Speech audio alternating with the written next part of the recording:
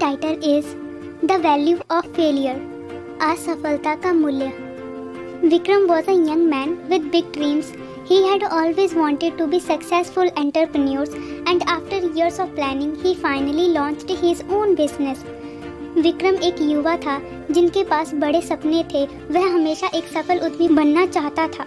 वर्षों की योजना बनाने के बाद उसने आखिरकार अपना खुद का व्यवसाय शुरू किया।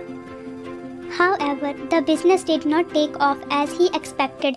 Despite putting in long hours and investing a significant amount of money, his company faced constant setback and within a years it went bankrupt.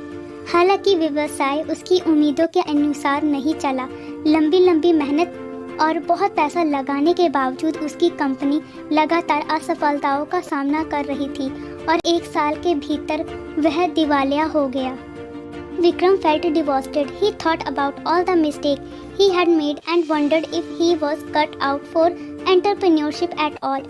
Vikram को यह देखकर बहुत दुख हुआ। उसने अपनी सभी गलतियों के बारे में सोचा और विचार किया कि वह क्या वाकई उद्यमिता के उपयुक्त है। But then he remembered something his mentor had told him years ago. Failure is not opposite of success. It is a part of journey to success. लेकिन फिर उसे याद आया कि उसके मेंटर ने सालों पहले उसे कुछ बताया था। असफलता सफलता का विरोध नहीं है, यह सफलता की यात्रा का हिस्सा है। Vikram decided not to give up. He took the lesson from his failure and started a new venture. This time he approached things differently. He learned from his past mistake and surrounded himself with a stronger team. Vikram ने हार ना मानने का निर्णय लिया। उसने अपनी असफलता से सीखे गए पाठों को अपनाया और एक नया व्यवसाय शुरू किया। इस बार उसने चीज़ों को अलग तरीके से अपनाया। उसने अपनी पिछली गलतियों से सीखा और एक मजबूत टीम के साथ काम किया।